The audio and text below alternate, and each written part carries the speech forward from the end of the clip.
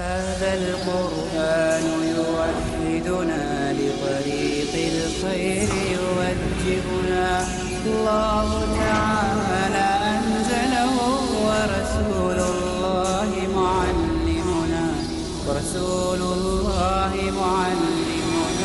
هذا القرآن يوحدنا لطريق الخير يوجهنا الله تعالى أنزله ورسول الله معلمنا هذا القرآن هو الهادي لأوائلنا وأواخرنا يدعو للعلم وللعمل. ناظرین کرام، السلام علیکم ورحمۃ اللہ وبرکاتہ۔ سورہ عصر کی تفسیر لے کر کے ہم آپ کی خدمت میں پھر حاضر ہو رہے ہیں۔ ہم نے اب تک یہ بتایا کہ اللہ تبارک و تعالی نے زمانے کی قسم کھا کر کے ایک بات کہی ہے۔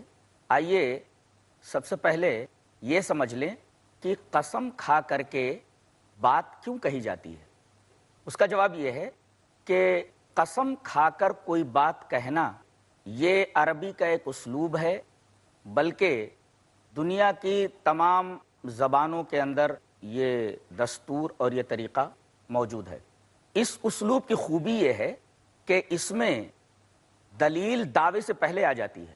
اب جیسے یہاں والعصر ان الانسان لفی خسر، زمانے کی قسم، تو زمانہ در حقیقت دلیل ہے اور ان الانسان لفی خسر یہ دعویٰ ہے۔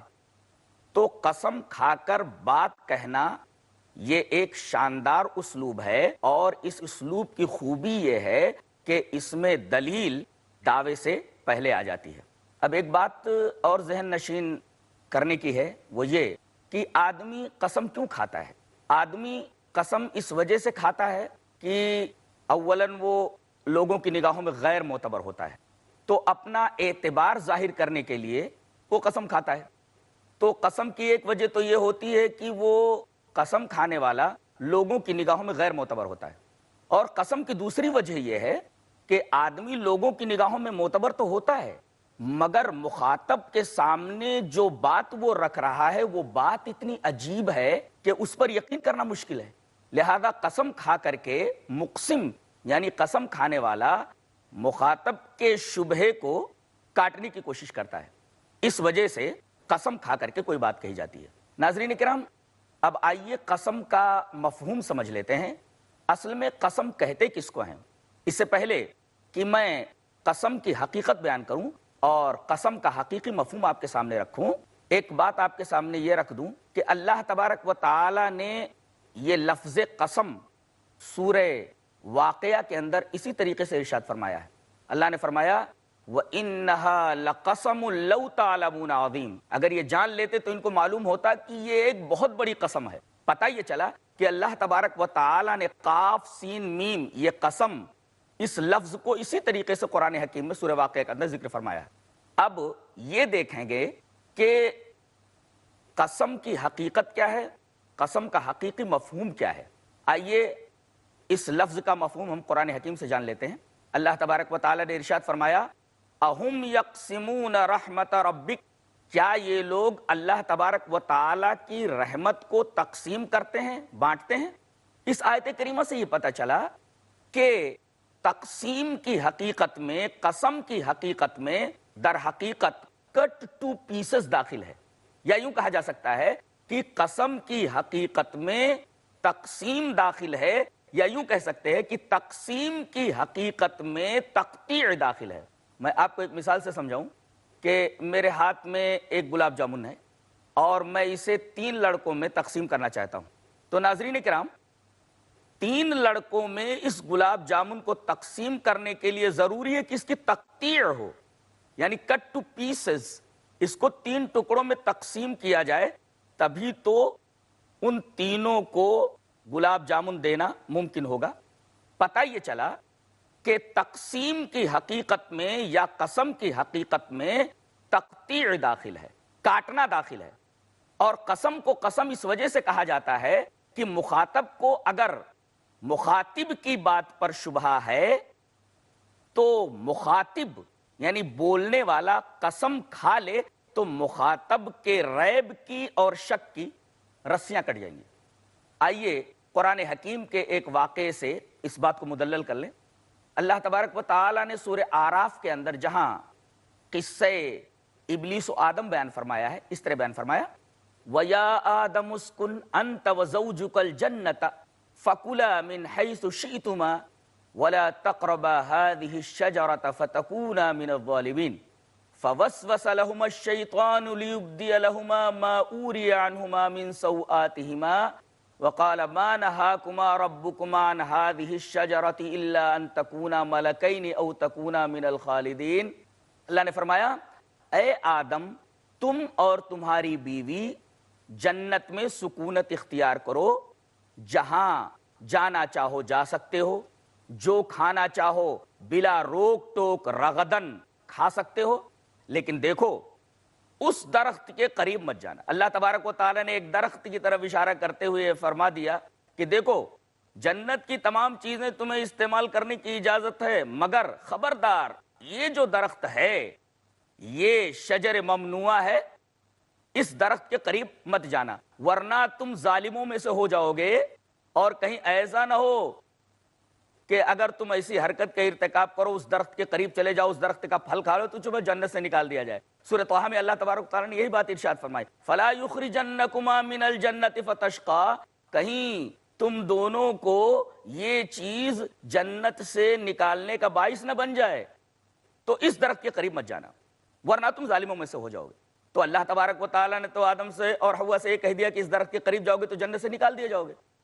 اب شیطان آتا ہے جو انسان کا ازلی دشمن ہے، فَوَسْوَسَ لَهُمَا الشَّيْطَانُ لِيُبْدِيَ لَهُمَا، شیطان ان دونوں کے دلوں میں وسوسہ ڈالتا ہے اور پہلے یہ پوچھتا ہے واہ جنت میں خوب گھوم رہے ہو، جنت کی تمام نعمتوں سے متمتع ہو رہے ہو، لطف اندوز ہو رہے ہو، وہ درخت کیسا ہے؟ حضرت آدم علیہ السلام نے کہا خبردار اس درخت کے بارے میں بات ہی مت کرنا، اللہ تبارک و تعالیٰ نے ہمیں اس درخت کے قریب جانے سے منع کر دیا ہے، اب تم اس درخت کی طرف اشارہ کر رہے ہو۔ تو شیطان یہ کہنے لگا میری پیدائش تم سے پہلے ہوئی ہے اور میں پہلے ہی سے جنت میں آتا جاتا ہوں، مجھے اس درخت کی حقیقت کے بارے میں جو علم ہے وہ علم اے آدم تمہیں نہیں ہے، میں تمہیں بتاتا ہوں۔ حقیقت یہ ہے کہ اگر تم اس درخت کے قریب گئے اور اس درخت کا پھل تم نے کھا لیا تو تم فرشتے بن جاؤ گے اور جنت سے کبھی نکالے نہیں جاؤ گے۔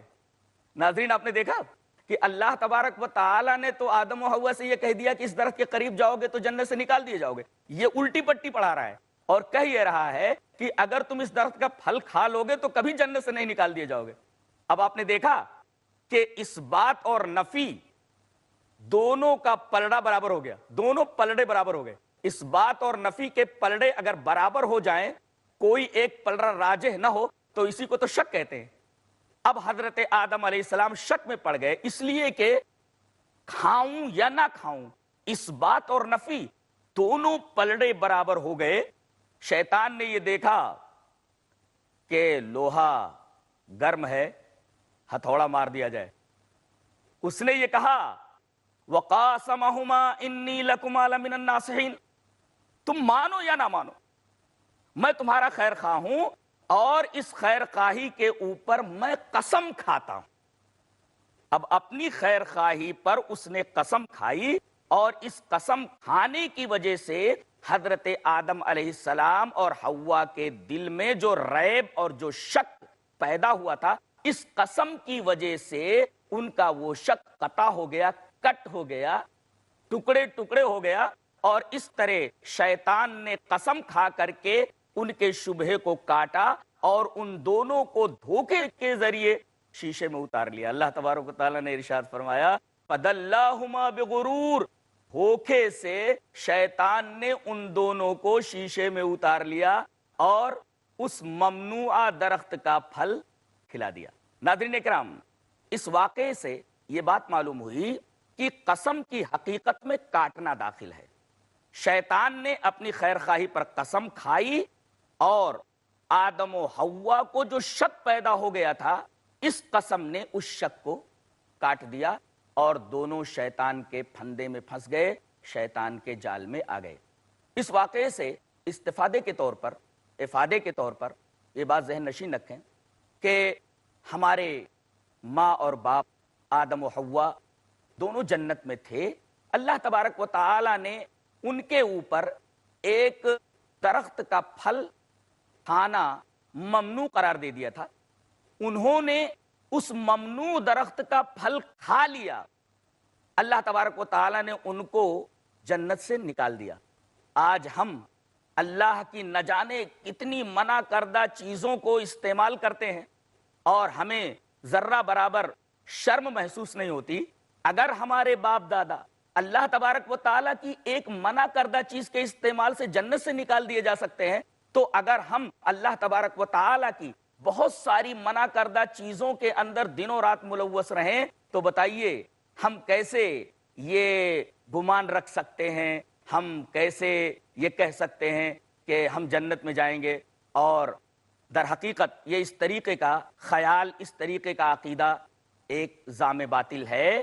آدمی کو چاہیے کہ اس واقعے کے اوپر غور کرے کہ اگر ہمارے باپ دادا ایک غلطی کی وجہ سے اللہ تبارک و تعالیٰ کی ایک منع کردہ چیز کو استعمال کرنے کی وجہ سے جنت سے نکال دیے گئے تو کیا ہم جنت میں جا سکتے ہیں؟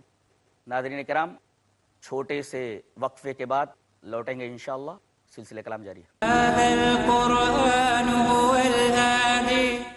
ناظرین کرام، السلام علیکم ورحمۃ اللہ وبرکاتہ۔ سورہ عصر کی تفسیر جاری ہے۔ ابھی ہم نے آپ کے سامنے یہ بیان کیا کہ اللہ تبارک و تعالی نے یہاں زمانے کی قسم کھائی ہے۔ قسم پر ہم نے آپ کے سامنے تفصیلی گفتگو رکھی۔ اب واو قسمیہ کے بعد، یعنی واو جو قسم کے معنی میں ہے، اس کے بعد جو لفظ ہے العصر، ہم اس کے اوپر گفتگو کرنا چاہتے ہیں۔ ناظرین کرام، عصر کا معنی ہوتا ہے زمانہ، اور عربی میں ایک اور لفظ آتا ہے جو زمانے ہی کا معنی دیتا ہے۔ اور جس طریقے سے عصر کے نام پر اس سورہ کریمہ کا نام رکھا گیا ہے، اسی طریقے سے ایک اور لفظ جو زمانے کے معنی میں آتا ہے، اس کے نام سے بھی اللہ تبارک و تعالی نے 29ویں پارے میں ایک سورہ کریمہ کا نام رکھا ہے، اور وہ لفظ ہے دہر۔ تو عصر کا معنی بھی زمانہ ہوتا ہے اور دہر کا معنی بھی زمانہ ہوتا ہے۔ سب سے پہلے ہم یہ جان لیں کہ عصر میں اور دہر میں دونوں جب زمانے کا معنی دیتے ہیں تو آخر عصر اور دہر، ان دونوں لفظوں میں جو زمانے کا معنی دے رہے ہیں، کیا فرق ہے؟ ناظرین کرام، ان دونوں میں فرق یہ ہے کہ دہر میں کاملیت کا اعتبار ہوتا ہے اور عصر میں جزئیت کا اعتبار ہوتا ہے۔ اس اجمال کی تفصیل یہ ہے کہ دہر کہتے ہیں من اول الدنیا الی آخرہا، جب سے دنیا بنی ہے اور جب تک دنیا رہے گی، ابتدائے دنیا سے، ابتدائے عالم سے اختتام عالم تک، شروع دنیا سے لے کر آخر دنیا تک کا جو دورانیہ ہے، جو وقفہ ہے، اس وقفے کو ہم دہر کہتے ہیں۔ عصر کہتے ہیں حیاتہ من ولادتہ الی وفاتہ۔ اگر انسان کا زمانہ لیا جائے تو انسان کے زمانے کا مطلب یہ ہے کہ اس کی پیدائش سے لے کر کے اس کی موت تک کا جو وقفہ ہے، اس کو عصر کہتے ہیں۔ تو ہم نے جو یہ بات کہی تھی کہ دہر اور عصر جو دونوں زمانے کا معنی دے رہے ہیں، ان دونوں میں فرق یہ ہے کہ دہر کے اندر کاملیت کا اعتبار ہوتا ہے اور عصر کے اندر جزئیت کا اعتبار ہوتا ہے۔ عصر زمانے کے ایک جز کو کہتے ہیں اور دہر پورے زمانے کو کہتے ہیں۔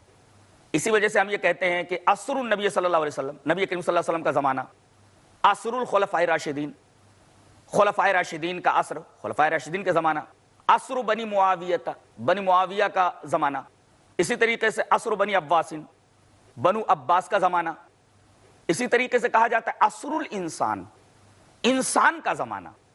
ناظرین کرام، انسان کا زمانہ کیا ہوتا ہے؟ ابھی میں نے بتایا کہ حیاتہ من ولادتہ الی وفاتہ، انسان کا عصر، انسان کا زمانہ، اس کی پیدائش سے لے کر کے اس کی موت تک کے دورانیوں کو کہتے ہیں۔ پیدائش سے لے کر موت تک کے وقفے کو کہتے ہیں. یہ ہوا دہر اور عصر کے درمیان فرق کا. اب ہم یہ دیکھیں گے کہ عصر کا مفہوم کیا ہے. اس سلسلے میں ہم قرآن حکیم کی طرف چلتے ہیں. اللہ تبارک و تعالیٰ نے سورہ یوسف کے اندر یہ بیان فرمایا کہ جب حضرت یوسف علیہ السلام کو بے قصور جیل میں ڈال دیا گیا تو آپ کے ساتھ 2 اور نوجوان بھی جیل میں داخل ہوئے. اللہ نے فرمایا وَدَخَلَ مَعَهُ السِّجْنَ فَتَيَانِ. حضرت یوسف علیہ السلام کے ساتھ 2 نوجوان اور بھی جیل میں داخل ہوئے اور انہوں نے کہا کہ آپ بہت اچھے آدمی ہیں اور ہم آپ کو پسند کرتے ہیں. اس طریقے سے وہ دونوں نوجوان حضرت یوسف علیہ السلام کے ساتھ جیل میں رہنے لگے. ایک دن دونوں کے دونوں آئے اور انہوں نے کہا کہ ہم دونوں نے ایک خواب دیکھا ہے. ہم آپ کو ایک اچھا انسان، ایک بہتر انسان سمجھتے ہیں. ہم چاہتے ہیں کہ آپ ہمارے خوابوں کی تعبیر بیان فرمائیں. سب سے پہلے ایک آدمی نے، ایک نوجوان نے یہ کہا کہ میں نے خواب میں دیکھا ہے آصر خمرا، میں نے یہ دیکھا کہ میں شراب نچوڑ رہا ہوں. ناظرین کرام اب دیکھیے یہاں اللہ تبارک و تعالیٰ نے نچوڑنے کے لیے عصر کا لفظ استعمال فرمایا ہے. آصر خمرا، میں شراب نچوڑ رہا ہوں. تو عصر کا مطلب ہوا نچوڑنا. یہاں زمانے کے لیے نچوڑنے کا لفظ، عصر کا لفظ کیوں استعمال کیا گیا؟ در حقیقت انسان کو خوفزدہ کرنے کے لیے، انسان کا دل دہلانے کے لیے یہ لفظ استعمال کیا گیا ہے کہ اے انسان، تیری زندگی کے تمام لمحات اسی طریقے سے نچوڑے جا رہے ہیں جس طریقے سے گنے کا رس نچوڑ لیا جائے، جس طریقے سے لیمو کا رس نچوڑ لیا جائے. اور ناظرین کرام آپ کو اچھی طریقے سے یہ علم ہے کہ گنے کا رس اگر نچوڑ لیا جائے تو دوبارہ اس رس کو گنے میں داخل نہیں کیا جا سکتا. اسی طریقے سے لیمو کے رس کو اگر لیمو سے نکال لیا جائے، لیمو سے نچوڑ لیا جائے، تو آج تک سائنسدانوں نے کوئی ایسی مشین تیار نہیں کی ہے کہ اس رس کو دوبارہ لیمو کے اندر اسی طریقے سے داخل کیا جا سکے. اللہ تبارک و تعالیٰ نے یہاں زمانے کے لیے عصر کا لفظ استعمال کر کے انسان کو در حقیقت متنبہ کیا ہے، وارننگ دی ہے کہ جس طریقے سے گنے سے نچوڑے ہوئے رس کو دوبارہ گنے میں داخل نہیں کیا جا سکتا، لیمو سے نچوڑے ہوئے رس کو دوبارہ لیمو کے اندر واپس نہیں کیا جا سکتا، اسی طریقے سے تیرا جو عصر ہے، تیری زندگی کے جو لمحات ہیں، تیری زندگی کے جو ایام ہیں، لیل و نہار ہیں، یہ سارے کے سارے بڑی تیزی سے گزر رہے ہیں. سب سے پہلے یہ سمجھ لیں کہ قسم کھا کر کے بات کیوں کہی جاتی ہے. اس کا جواب یہ ہے کہ اسی طریقے سے گنے سے نچوڑا ہوا رس دوبارہ گنے میں داخل نہیں ہوتا. تو تیری زندگی کے جو لمحات ہیں وہ تیری زندگی سے نکل رہے ہیں بڑی تیزی کے ساتھ، لہذا تو ان تمام لمحات سے جلد از جلد فائدہ اٹھا لے. تو ناظرین کرام، ایک تو عین صاد رے عصر کی حقیقت میں نچوڑنا داخل ہے، اور اس لفظ کی حقیقت میں تیز روی، تندی بھی داخل ہے. یعنی ایک تو یہ لمحات گزر رہے ہیں، دوسرے یہ کہ یہ لمحات بڑی تیزی سے گزر رہے ہیں. اللہ تبارک و تعالی نے سورہ بقرہ کے اندر یہ ارشاد فرمایا کہ ذرا یہ بتاؤ کہ ایک بوڑھا آدمی ہے، اس نے اپنی نوجوانی کے عالم میں ایک باغ لگایا، باغ پھل دے رہا ہے جس سے اس کے بچوں کی پرورش ہو رہی ہے، چھوٹے چھوٹے بچے ہیں. ذرا یہ بتاؤ کہ اگر کوئی اعصار آ جائے، فَأَصَابَهَا إِعْصَارٌ فِيهِ نَارٌ فَاحْتَرَقَتْ، اس درخت کے اوپر ایک اعصار آ گیا. اعصار کا مطلب ہوتا بگولا، ولونڈ، تیز و تند آندھی.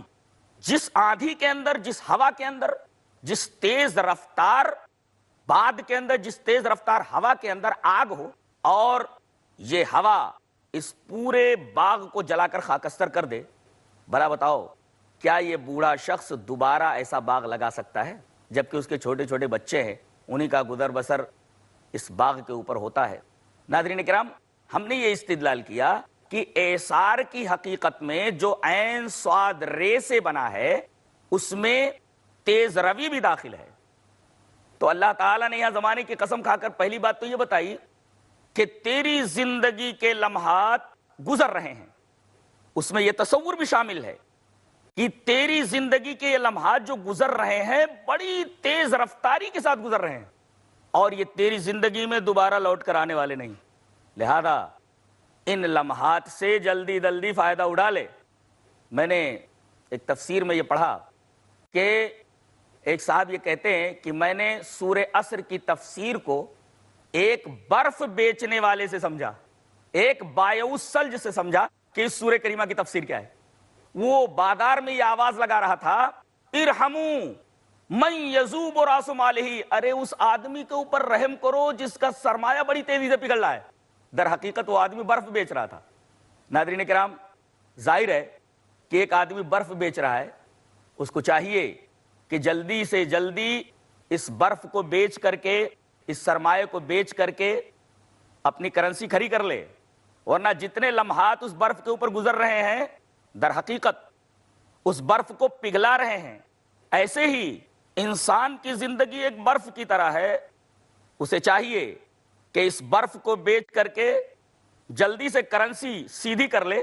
جیسے انسان اپنا سرمایہ بیچ کر کے پیسہ کھڑا کر لیتا ہے, پیسہ سیدھا کر لیتا ہے, ایسے ہی انسان کی سب سے گراں قدر چیز, اس کا سب سے گراں قدر سرمایہ یہ اس کی حیات ہے, اس کی زندگی کے لمحات ہیں.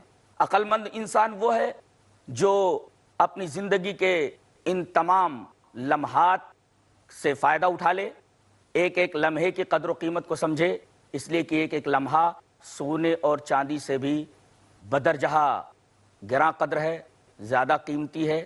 ایک مرتبہ یہ زندگی سے نکل جائے تو دوبارہ زندگی میں داخل نہیں ہوتا. تو اللہ تبارک و تعالی نے انسان کو وارننگ دی ہے, متنبہ کیا ہے کہ اپنی زندگی کو اس طریقے سے مت گزارو جس کو تم کل ٹائم کہتے ہو. آج یہ دیکھا جاتا ہے کہ بہت سارے نوجوان ادھر ادھر گھومتے رہتے ہیں, بیٹھے رہتے ہیں. ان سے یہ کہا جاتا ہے کہ بھئی آپ کیا کر رہے ہیں, تو یہ کہتے ہیں کہ ہم ٹائم کو کل کر رہے ہیں. یہ بڑی حیرت انگیز بات ہے. اتنی قیمتی چیز جو ایک مرتبہ زندگی سے نکل جائے دوبارہ زندگی میں نہیں آتی, اس کو کل کر رہے ہیں. بتائیے ایسے لوگوں سے زیادہ بے وقوف کون ہو سکتا ہے جو اتنی قیمتی شے کو کل کر رہے ہیں, اتنی قیمتی شے کو وہ برباد کرنے کے اوپر تلے ہوئے ہیں. اللہ تبارک و تعالیٰ نے ایسے ہی غافل لوگوں کو اس سورہ کریمہ کے اندر عصر اور زمانے کی قسم کھا کر کے متنبہ کیا ہے کہ وہ سدھر جائیں اور وہ ایک ایک لمحے کی قدر کریں اور ایک ایک لمحے کا فائدہ اٹھا لیں. عقل مند وہی ہے جو اپنے سرمایہ کو جلدی جلدی بیچ کر کے اپنا معاملہ صحیح کر لے. ناظرین کرام, ہم دوسرے ایپیسوڈ میں انشاءاللہ اسی تفسیر کے ساتھ ملیں گے. هذا القرآن يوحدنا لطريق الخير يوجهنا الله تعالى أنزله ورسول الله معلمنا هذا القرآن يوحدنا لطريق الخير يوجهنا الله تعالى أنزله ورسول الله معلمنا هذا القرآن هو الهادي لأوائلنا وأواخرنا يدعو